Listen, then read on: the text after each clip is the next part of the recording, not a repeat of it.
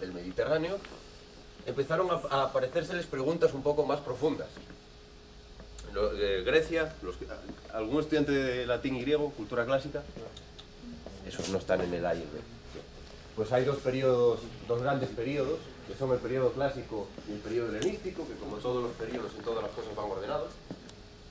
Primero hasta 336 a.C. y el segundo a partir de 336.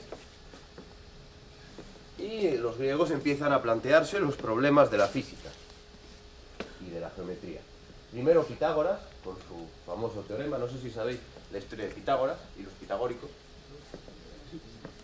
Bueno, Pitágoras, aparte de su contribución, que es importante, era un tío que estaba bastante tirado. Los pitagóricos eran unos tipos que con Pitágoras se dedicaban a creer que las figuras geométricas tenían propiedades divinas y vivían apartados de la sociedad haciendo sus creencias sobre propiedades mágicas de las geometrías. Pero en particular nos dejaron el teorema de Pitágoras, que dice que si tienes dos catetos, tienes menos que la hipotenusa. Y seguramente los pueda estimar. Y luego Platón, que era sobre todo filósofo, pero también se dedicó a estudiar lo que se llaman los sólidos platónicos, que son los diferentes sólidos que puedes hacer con polígonos regulares. Y esto yo creo que entre otras cosas por favor. Pero la idea es que querían entender la geometría, entre otras cosas, para poder repartirse las parcelas. En la griega helenística hay matemáticas más avanzadas. Aristóteles se pregunta cómo caen las cosas, las soluciones que da son un poco simples, pero se empieza a preguntar cómo son las cosas, y Euclides escribe un tratado que se llama Los Elementos, que es básicamente el dibujo técnico que se estudia esa. Casi todas las cosas que os estudiáis en dibujo técnico se las sabía ya este señor Euclides, que se dedicó a recoger lo que sabían hacer los griegos. Y el dibujo técnico no ha avanzado mucho desde entonces. Bueno, por Euclides, la aparición del rótilo y la desaparición del rótilo. Son los diferentes pasos. Ahora os pongo cómo echaba Euclides las cuentas. Y luego está otro señor que es Aristóteles. A Aristóteles lo que le gustaban eran los fluidos y los volúmenes. ¿Sabéis la historia de Arquímedes? ¿Os sabéis la historia de Arquímedes y la corona? Arquímedes quería saber si la corona del rey era falsa o no, y descubrió que si la metía en agua podía ver cuánto volumen se desplazaba. Si no era de oro y era de plomo, aunque pesase lo mismo, no desplazaría el volumen suficiente, perdón, desplazaría demasiado volumen y entonces sabría que era de plomo. Bueno, para estudiar los volúmenes empezó a pensar cómo podía aproximar las cosas que eran redondas, como círculo, a partir de las cosas que ya sabían calcular, que eran los polígonos. Y claro, le salió así. Arquímedes además sabía hacer más cosas, ya sabía mover agua. Por ejemplo, esta especie de tornillo infinito es capaz de levantar agua, y no se les ocurrió nada mucho mejor a la Edad Media tampoco, y además dedicaba sus ratos libres a hacer un poco de geometría con los rayos de la luz, y se inventó una cosa que no sé si sabéis lo que es. ¿Os suena este dibujo? Pues es un diseño bélico. La idea es que le preguntaron si él podría destruir los barcos enemigos a distancia, y se le ocurrió que sí, que si ponía en la costa un montón de soldados con escudos brillantes, los soldados apuntaban los escudos para reflejar el sol y concentrar toda la energía del sol en un punto, podían quemar los barcos enemigos. ¿Qué tal creéis que salió? Bien. Se llama El rayo de la muerte de Arquímedes y hay diferentes artículos y un episodio de Cazadores de mitos donde efectivamente parece que sí puedes quemar un barco concentrando los rayos del sol, lo cual está muy bien. Y esto es otra aplicación de la geometría. Tienes que saber cuánto tienes que girar el escudo o cuánta energía puedes concentrar. Arquímedes seguramente no ha hecho muchas cuentas, pero él se lo sabía. Bien, y aquí os enseño cómo eran las matemáticas para Euclides. Esto es un texto traducido, la versión que he encontrado gratis en Google trae la versión de la traducción al castellano antiguo, pero para que os hagáis una idea, dice: si una línea recta cayere sobre otras dos rectas y paralelas, hará los ángulos internos iguales. Eso os suena. Eso significa que si coges dos paralelas y tiras una recta cualquiera, hay ángulos que coinciden. Eso es dibujo técnico sencillo. Las demostraciones, os admitiré que son un poco densas, porque no tienen fórmulas ni tenían dibujos.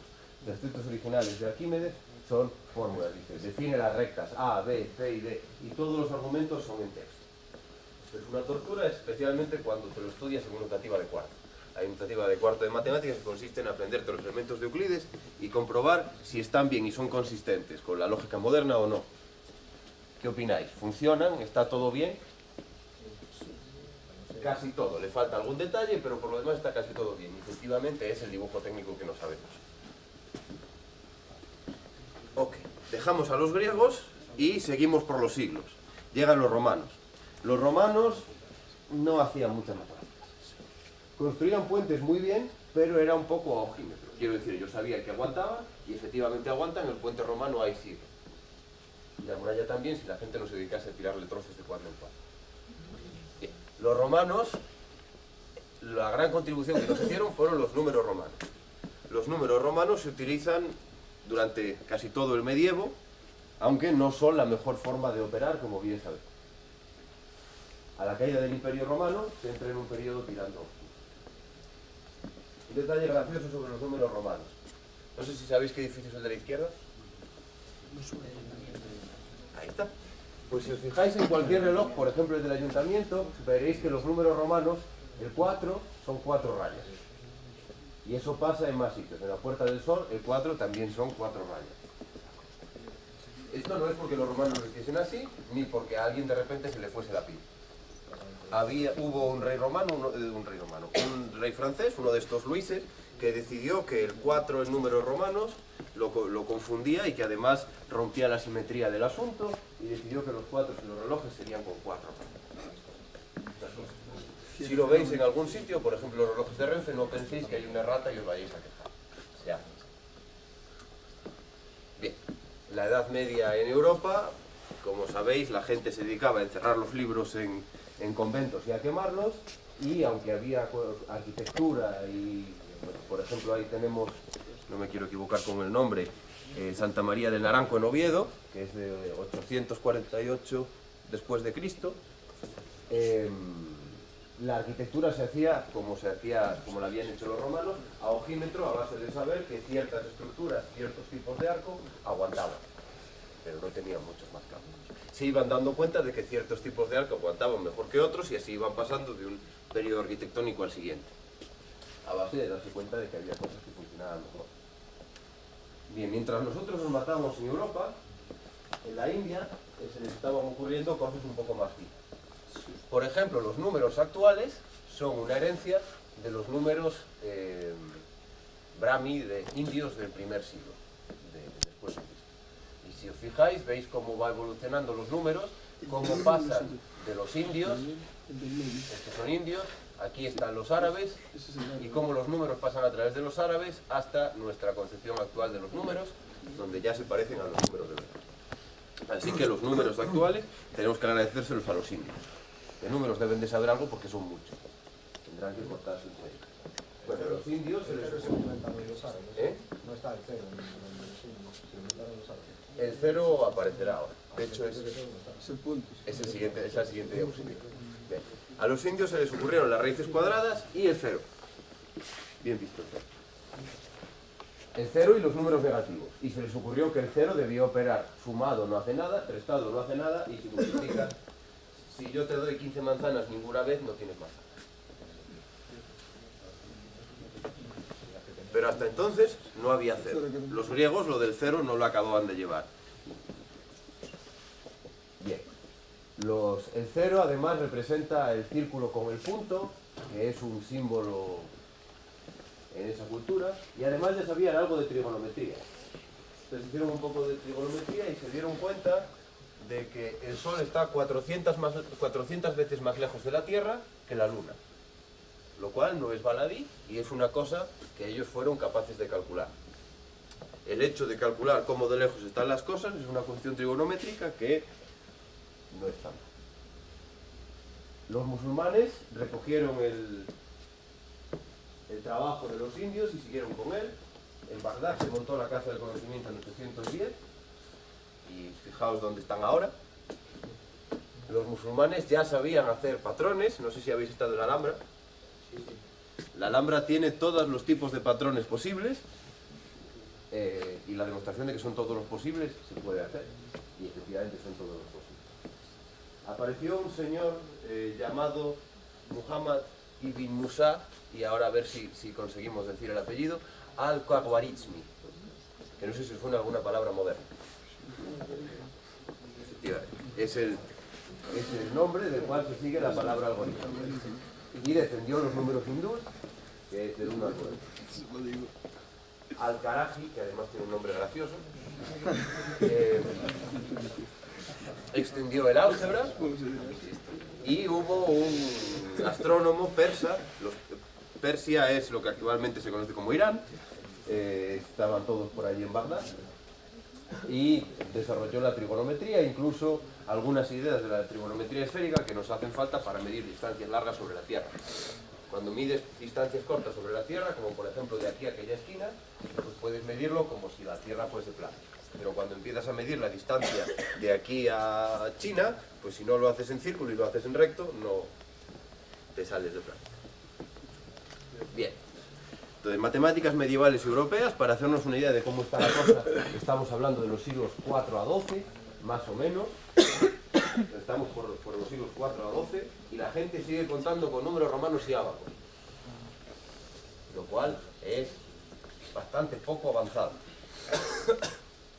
Bueno, uno de los nombres interesantes es Fibonacci, que tiene una sucesión famosa, que es la de los ratones, la de los conejos, que lo que dice es: si tengo un conejo y otro conejo, los junto, luego producen dos conejos, luego los voy juntando, van produciendo más y más conejos.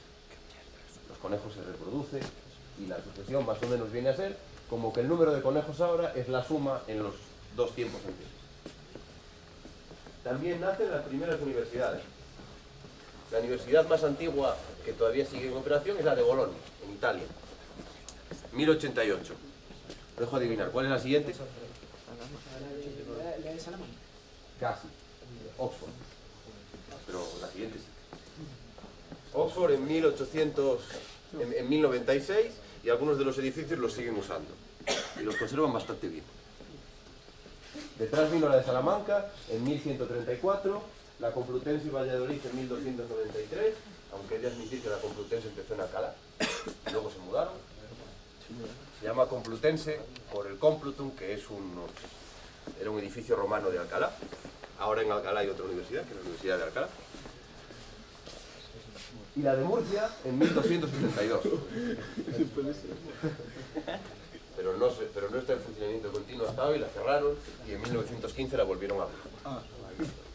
Estuvo muchos años cerrada. Pero bueno, Murcia tenía universidad en 1272, lo cual no está mal. Bien. Entonces la gente hasta ahí prácticamente seguía contando con números romanos. Entre los siglos XIV y XVI, empezaron a aparecer tipos que echaban cuentas un poco más finas. Por ejemplo, empezaron a aparecer las primeras ecuaciones de orden 3 y las de orden 4. O sea que ya empezaron a aparecer las cosas que aún nos han contado a vosotros. Pero tienen fórmulas y se pueden hacer. Las de orden 2 sí las sabéis hacer, pero las de orden 3 y 4, salvo que sean muy sencillas, no. También apareció este señor Cardano, que se le ocurrió la idea de la probabilidad. Las probabilidades sencillas, que ya que os estáis saltando la clase de matemáticas aplicadas algunos, pues las probabilidades sencillas se le ocurrieron a este señor entre 1501 y 1576. ¿Por qué se le ocurrieron las probabilidades? Porque se ganaba los cuartos jugando a los dados. Y se dio cuenta de que si echaba números, le ganaba más a la gente y conseguía vivir de ello. También se le ocurrieron la idea de los números complejos y las raíces complejas, pero sobre todo se ganaba la vida jugando a los juegos de azar. Entonces sabía cuál era la probabilidad de que si lanzaba dos dados le saliese un 7. Bueno, ahora ya no, ahora la gente se lo sabe mucho. Pero si eres el primero, son formas. Bien, empezamos a llegar a lo que ya podéis llamar matemáticas algo más modernas. Eso es un avión español. En el siglo XVII tenemos a Descartes, Fermat, Newton y Leibniz, nombres que ya os empezarán a sonar. Por hacernos una idea, en España tenemos a Felipe II, Greco, Cervantes y Arranz. Bien. Llega la revolución de la física, esa cosa que cuenta Dolores, donde a la gente se le ocurrió que a lo mejor poner la Tierra en el centro del mundo no era lo más óptimo. ¿Por qué?